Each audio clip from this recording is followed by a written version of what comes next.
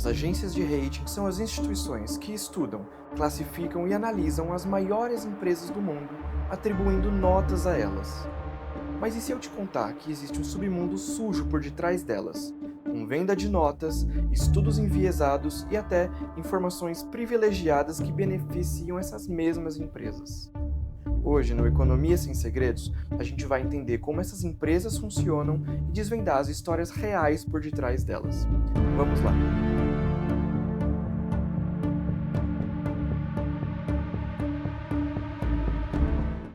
Você já deve ter ouvido falar das notas AAA, BBB, grau de investimento e junk bonds. Isso tudo faz parte do universo de mercado de capitais, bolsas de valores e investimentos no geral. Você já deve ter ouvido falar das gigantes de mercado, Standard & Poor's, Moody's e Fitch Ratings. Essas empresas avaliam o risco de crédito de empresas e países. Funciona assim. Quando uma empresa quer pegar dinheiro junto ao mercado, ela tem algumas opções. Dentre elas, captar empréstimos junto a bancos ou abrir seu capital em uma bolsa de valores através de um IPO, ou ainda emitir ela mesma um título de dívida, como uma debênture, por exemplo.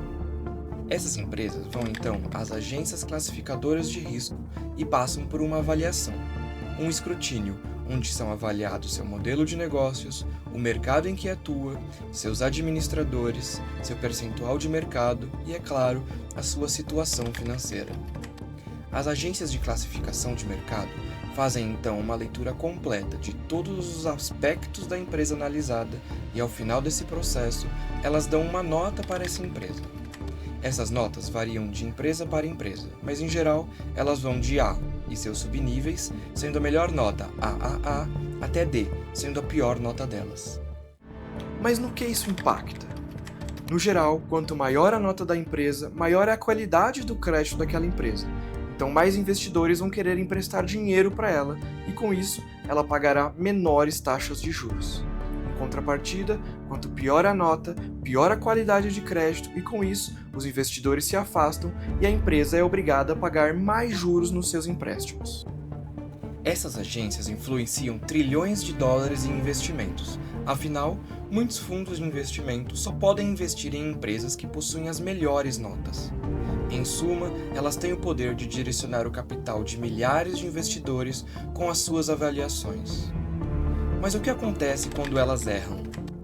Não é de hoje que as agências de classificação de risco vêm cometendo erros gritantes, avaliando empresas com boas notas meses antes delas quebrarem.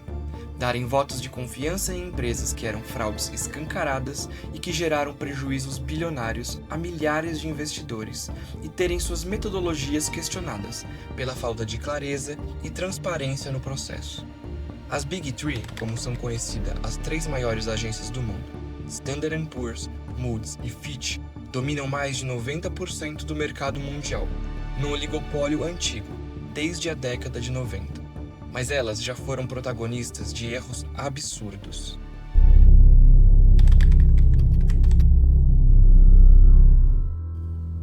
A Enron era uma das maiores empresas de energia dos Estados Unidos e símbolo da nova economia no final dos anos 1990. Anos mais tarde, a empresa foi pega usando SPS, que são entidades contábeis fora do balanço financeiro principal da companhia, para esconder bilhões em dívidas e prejuízos, tendo sido mantido seu rating como grau de investimento pelas agências de rating até poucos dias antes de sua falência, em dezembro de 2001. Quando a fraude contábil veio à tona, a empresa quebrou rapidamente, destruindo cerca de 74 bilhões de dólares em valor de mercado e destruindo as aposentadorias de centenas de funcionários. O erro das agências foi confiar excessivamente nas demonstrações financeiras auditadas e na reputação da empresa, sem questionar a estrutura de dívida oculta e o desaparecimento de contas. O caso foi tão emblemático que levou à criação da Lei Sarbanes-Oxley, uma lei que obriga o presidente e diretores das empresas a responder criminalmente com seus patrimônios pessoais em casos de fraude.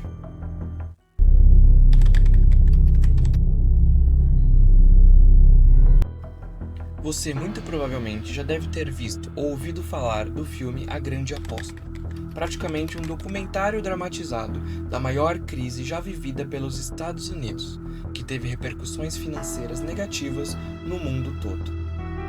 Antes da crise de 2008, milhares de títulos hipotecários subprime, ou seja, de péssima qualidade e pertencentes a devedores de baixíssima nota de crédito, receberam rating AAA das agências, apesar de serem compostos por empréstimos de alto risco. Bancos estruturavam produtos complexos que dependiam de modelos estatísticos otimistas camuflados por estruturas de camadas e camadas de ocultação da realidade. Quando o mercado imobiliário caiu, esses ativos despencaram e instituições como Lehman Brothers quebraram, causando perdas trilionárias globais. Investigações do Senado dos Estados Unidos mostraram que as agências subestimaram riscos e enfrentaram conflitos de interesse, já que eram pagas pelos próprios emissores.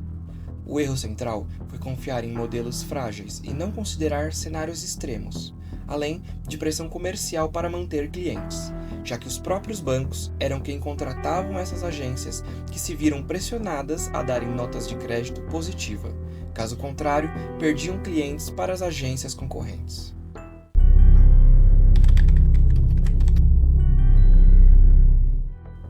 Um exemplo recente, famoso aqui no Brasil, as lojas americanas foram flagradas com inconsistências contábeis na casa de 2 bilhões de reais relacionadas a operações com duplicatas.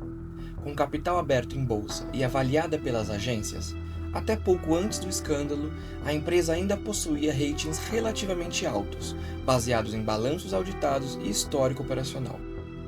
Após a revelação, a empresa entrou em recuperação judicial e investidores em debêntures e ações tiveram perdas bilionárias.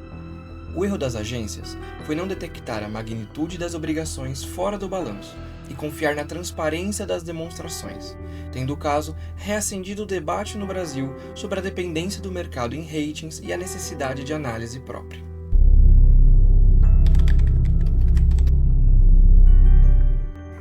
Mesmo depois de diversos erros, vários deles tendo sido considerados fraudes, a pergunta que fica na cabeça de todos é: por que elas erram e por que nada acontece com elas?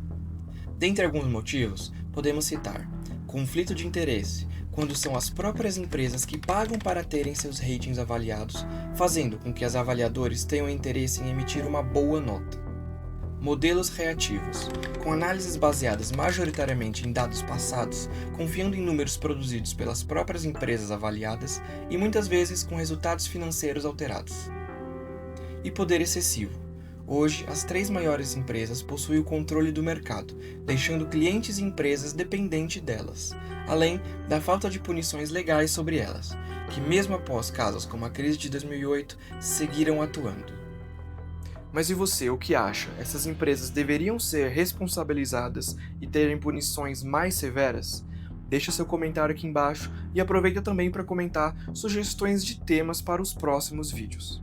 Aproveita também para dar like no vídeo e se inscrever no canal, porque assim você ajuda o canal a crescer e a gente consegue distribuir conhecimento para mais pessoas. Então até a próxima, valeu!